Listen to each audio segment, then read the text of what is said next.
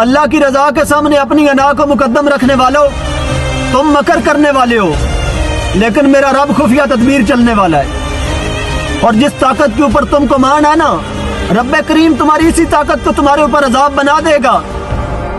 اور اپنے بچوں سے محبت میں تو سکولوں کے سامنے بھی بورڈ لگا رکھے ہیں کہ مار نہیں پیار۔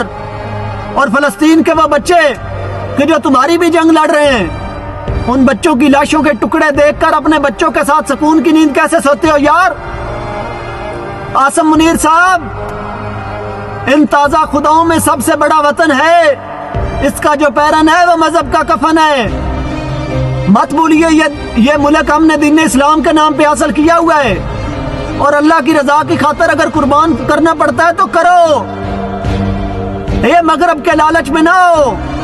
ساری دنیا جانتی ہے کہ عربوں نے اپنا پٹرول نکال کے رکھا ہوا ہے، ایران نے اپنا نکال کے رکھا ہوا ہے، اور مغرب نے انہی ملکوں سے پٹرول لے کے 40-50 سالوں کے لیے سٹور کر کے رکھا ہوا ہے۔ آپ جیسے ملکوں کو لالچ دینے کے لیے ایسے وقت میں جب بھی رب کی رضا کی خاطر لڑنے کی بات ہوتی ہے تو آپ کو پٹرول کا یا انویسٹمنٹ کا یا ڈالر کا لالچ دیا جاتا ہے۔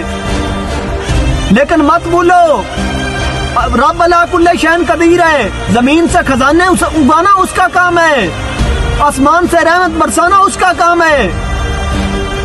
رب کی طاقت کے اوپر یقین رکھو، مغرب کے اوپر بھروسہ نہ کرو۔ خدا کا واسطہ ہے، رب کی رضا کی خاطر میدان عمل میں آؤ۔ یہی وقت ہے صلاح الدین ایوبی کا وارث بننے کا۔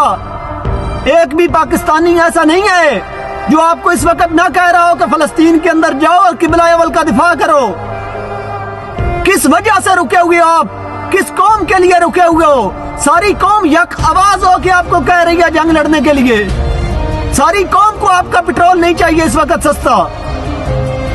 اور جن لوگوں کو سارے بدنام کر رہے تھے کہ وہ آپ کے بندے ہیں، وہ لبیک والے بھی آپ کو کبھی کہتے ہیں کہ آپ 5 لاکھ بندہ دو، ہم 15 لاکھ دیتے ہیں۔